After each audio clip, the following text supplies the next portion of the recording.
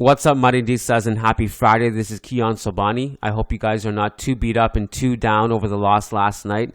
Sid and I, we did a post-game show after the game for our members, and we tried to provide as much therapy and optimism as we possibly could while also being realistic and acknowledging what happened on the field last night. And look, the reality is we had a couple players perform really well, a couple players perform really poorly, and a few players having a mixed bag. And there was clear fatigue. Atletico punished us. We didn't take chances. And I don't think it was a great performance overall. And now we move on. We focus on the league and the Champions League. Obviously, we got into much more detail and nuance than that. But, you know, it is what it is. And I've taken a couple clips from that podcast out, uploaded it here. In this clip, we talk about Camavinga, possible reasons for optimism despite the loss, performances of Vinicius and Rodrygo, and Jude Bellingham just basically emptying the tank. In the full episode, we talk about mistakes, individual, collective, the performances of Kroos and Tchouaméni, Rudiger and Nacho, Andre Lunin, and a bunch of other stuff. If you want access to that and more, including today's mailbag with Lucas and I, which is going up later, patreon.com/managingmadrid. Alternatively, if you're watching this on YouTube, you can hit the memberships tab on YouTube and get the content there. All right. Thanks, guys. Enjoy the clip. Let's get it. So I wanted to kind of save this monologue for the end, but I know this is really hard to do for fans right now, and I've seen what fans are saying. I think that this is not as big of a deal as we're making it out to be. I know like we have a really high standard, and losing to Atletico Madrid and being knocked out by them in the Copa del Rey is something that we shouldn't necessarily accept as our standard, and that we shouldn't pat ourselves on the back on or claim moral victory. And certainly that's not what I'm doing. All I'm doing is providing perspective of how tired the team looked. Carvajal after the game said these minutes are adding up. And we're starting to feel it. You could see it. To go into extra time and then against Atletico, and then the Barca game is just one extra game where Bellingham has looked tired for a long time. He somehow just transcends the tiredness and just plays amazing anyway. But you can kind of see it. Fede was not as energetic as he normally is. And again, our only two losses of the entire season have been against Atletico away. That's it. That's the list of the losses this season. It was just literally 4 days ago where we were talking about this team is doing amazing. Carlo Ancelotti's been doing amazing. Vinicius is getting back into form. All these players are doing so well. We got players coming back. Rudiger's one of the best central defenders in the world. We're so lucky to have Lunin, who's playing well. And now you can kind of see it kind of shift again. And you can feel that way if you want. I'm just here to provide a different perspective that I think we need to pump the brakes on this one and not go into collective meltdown mode. I think we need to pump the brakes and just cool it a little bit and not be so reactionary with this particular loss. It was a tough game. It's our second loss of the season again, in a situation where we were gassed and it went into extra time and we didn't play that bad. Now, here's where I think let's just analyze the performance in the vacuum. Because you mentioned we were good for in the first half, we were the better team. Then we had that huge stretch in the second half where we were better. I thought as the game wore on, and this probably has to do with fatigue, we just got worse and they got better. Our passes got sloppier. Our transition defense got worse and worse. We had some shocking decisions on the ball tonight. And I think it was a mixed bag from a lot of players, collectively, individually. And I don't know if it had to do with the atmosphere and a combination of that plus the fatigue. But let me know what you think of this. And this is what I had noted on after the game. And I wrote about it a little bit on Twitter. The body languages between Tchouaméni and Kroos off the bench were, to me, there was a huge contrast. Tchouaméni, very, very lax with the transition defending. No urgency when he had the ball at his feet. Very slow, trying to pass it backwards. There was actually one sequence. I don't know if anyone caught this in the second half I think it was the first half of extra time where Tchouaméni has the ball in the back line. And he looks up. He had one vertical pass open to him. I think it was Fede, but I'm not sure. And he just looks it off and plays it backwards to Rudiger. And Cruz is yelling at him, and he's showing him the vertical pass he had, and he's pointing at him to play with more urgency. Cruz, I thought, and I don't know if if this is what fans wanted to hear in terms of like talking about good things in an extra time loss, but I thought Cruz was actually quite good off the bench. He had several good defensive interventions, really important ones, and played with a lot of urgency going forward. I actually like Cruz's performance, but it was just noteworthy to me that Tchouaméni and him had such contrasting body languages on the field.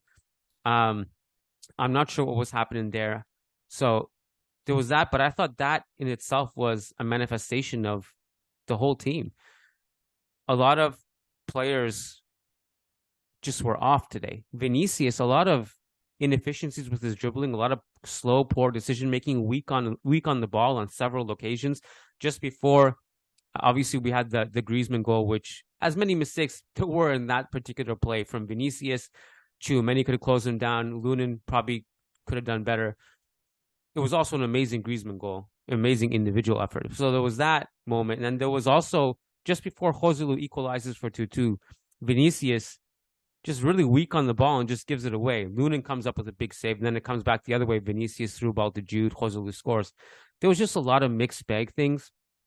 But I'm curious, like looking at the starting lineup, Sid, did that kind of did you see anything there that caught your eye? Obviously, there were a couple rotations. Modric and Camavinga come into the starting lineup. How did you think they did? How did you think that affected the team? That's why I'm actually quite optimistic too, because like 82 minutes and we rotated our starting midfield. I think that's why I was pretty satisfied. Like you start Modric, Camavinga, immediately you're concerned, are we going to have a bad game? And Modric was fine. Like I thought we controlled the game a lot for the first half, as we've talked about. And you never know when you have a Modric, Fede, Camavinga midfield. I'm sure we've had several games in the past, like I'm not remembering specific ones, where that exact same midfield didn't look up to scratch because Camavinga wouldn't know what he's doing in build-up. Modric would try to imitate Cruz, but then without Tchouaméni, Fede would also have a different role. But I think since we went without Tchouaméni for some time, we kind of learned to play with Fede in more of the pivot role. I think that's what stood out today, actually. Like, we now can rotate Tchouaméni because we spent some time without him, with Fede playing a different role. And it was nice to get Fede some rest, subbed off in the 73rd minute. Good for him. I hope he went and wrapped his legs and, those little things they use that massage your feet now, those little devices. So from that perspective, I was pretty satisfied. I thought Camavinga also looked good in build-up. He didn't look lost at any time to me. I'm usually harsh on him, and he looked comfortable today. So that's why I was satisfied. Okay, like I know the goals were dumb again, but like it's not a guarantee that you put that midfield out and actually look that good in the first place. It's not guaranteed by any means. I did want to give some thoughts on Camavinga. I was shocked at how many people were critical of him. I thought he was really good tonight. Where I think you can criticize him is that his passing was off. I thought he gave the ball away in key moments after doing something really good, but almost everyone's passing was off. If I were to call Camavinga a mixed bag, I would say mostly great things. His ball winning in midfield and some of his defensive challenges and the way he kind of stationed himself in zone 14 on defense and protected the box, I thought was fantastic. Ball carrying was really good, but he also killed, like he would like win the ball, carry the ball 20 yards and then just give it away with a bad pass. That's where I think he needed to be better, was his passing. But I thought he was far from our biggest problem. That's for sure. Rodrygo was also interesting in this game. I'm curious to know what you thought of his performance. I thought it was interesting that today he provided us with clear symmetry and he wasn't roaming as much. He was providing us with width on the right wing. And I think that helped Carvajal with an outlet, especially in the first half. I thought he did well to break lines. Was there a couple moments where he probably should have passed it? Yeah. Also had some bad luck. The one where he hits the crossbar in the second half. There's not much else I think he could have done there. He had just had some unlucky bounces.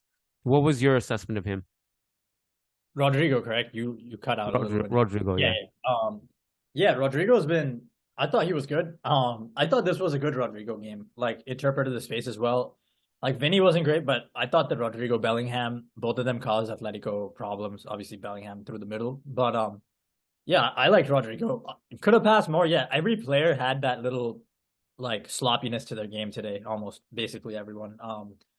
In that they would rush passes. It's just how fatigue goes. Like you misassess Yeah. how risk reward of every action.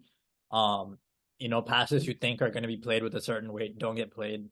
You start missing things in your peripheral vision that you would see otherwise. It's because you get like it's the hyper cortisol when you're tired. Like cortisol spikes, so you play in like a hyper stressed out like fight or flight mode where you're almost like too jittery. And that was kind of the case with all the players. I thought Rodrygo was good as well. I thought just like we've had games when we don't even break through Atleti. I know they're more offensive, but it's nice where that in big games I feel like Rodrygo's always going to have an impact just drifting. Yes, he was more wide today, but he knows what spots to be in. Like it's nice to see. His decision making.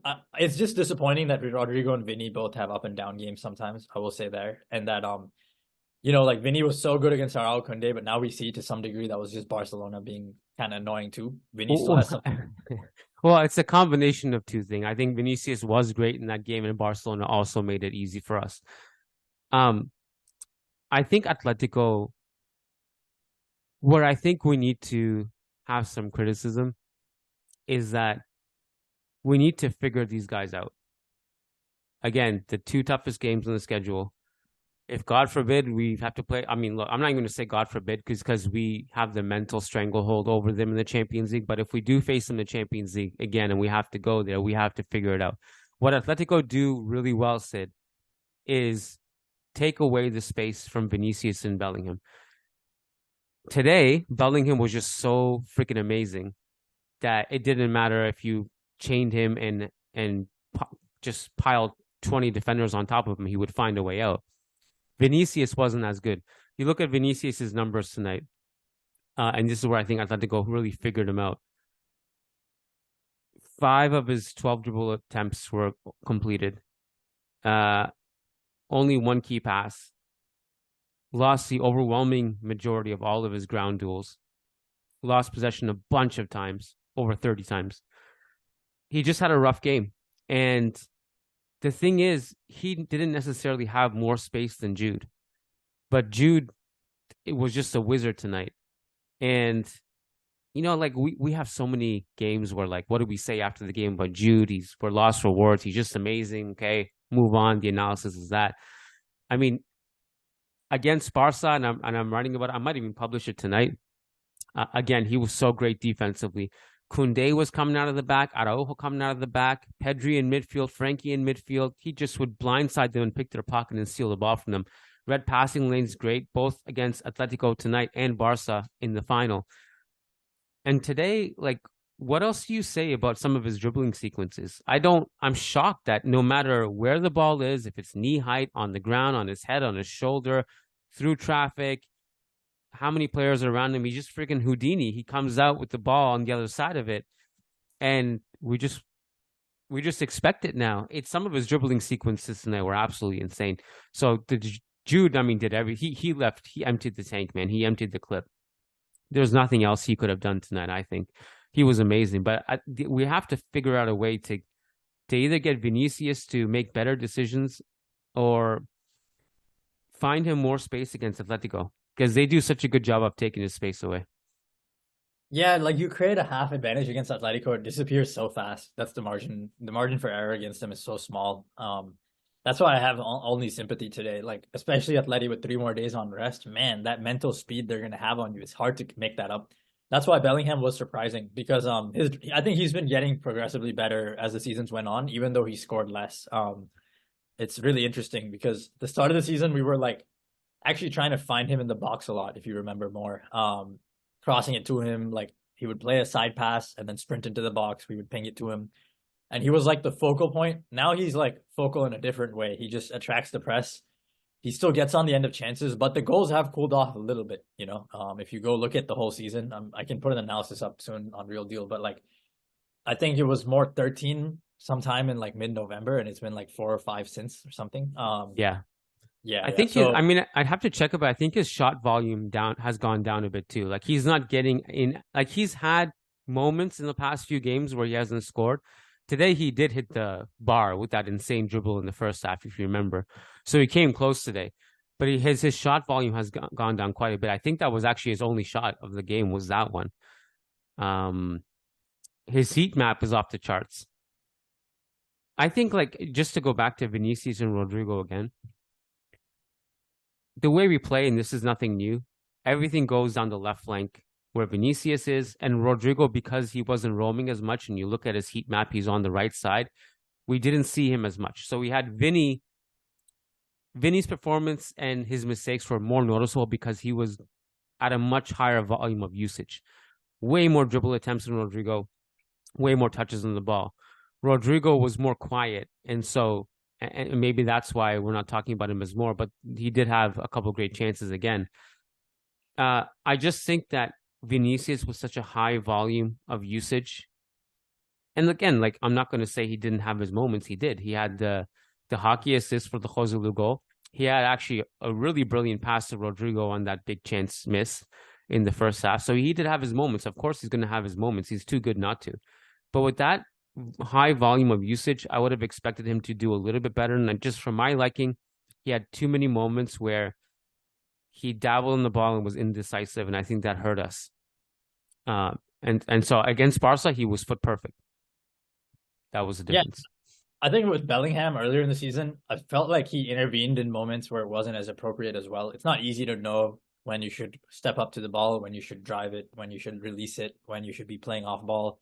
It's not an easy thing to pick up, but Bellingham, earlier in the season, I felt like, yeah, he was a focal point, and I really wasn't impressed with his through balls earlier in the year. I felt like he was playing passes to feet too much. He wasn't seeing space as often. He wasn't like passing it into space. He was passing it to feet too much. That's just what I thought. And this game, I think, showed his evolution, even the game against Barcelona, but this game especially, we've seen his evolution where even against compact defenses, he's starting to make the right reads that not only go to feet, but generate a small advantage on top of the dribble that he completes to take the marker away. And today was a amazing game. This is why people wanted Bellingham in Spain in games like these. Didn't want him to go to the Premier League and turn into some box, like hoof it into the box midfielder, which he could have easily turned into one of those. Someone who relentlessly presses, attacks the box, doesn't need to get involved as much. But yeah, it was a great game. And more of this, like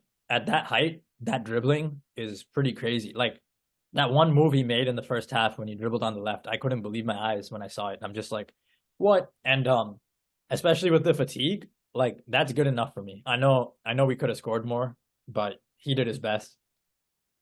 Yeah.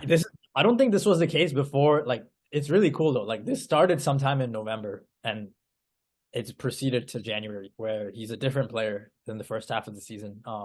Today made it really obvious. That's really what I want to say.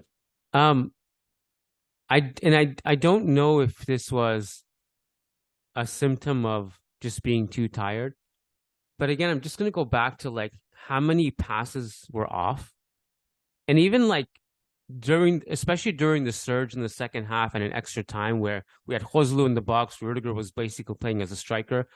So many of our crosses were just severely underhit. Like it's as if we couldn't just put our legs through it and put in a decent cross. And of course, Atletico, that's their dream. Underhit crosses, they're going to clear that all day. There's still part of me said that the whole time, even up until just before Atletico put the game to bed with the fourth goal, where at that point, I mean, we're throwing bodies forward. You're either going to draw the game or you're going to lose 4-2. So, like, I'm okay with losing 4-2 instead of 3-2 in that situation, right? But even up until Atletico scored the fourth, I really believed that we were going to pull it off because we always do. And we weren't playing bad enough for us to, like, just die completely. We were still fighting. We were still putting numbers in the box. We were still getting half chances here and there. We also have the offside goal, obviously, which Ceballos scores, and Bellingham was offside by a hair. So I still felt like we were going to pull it off.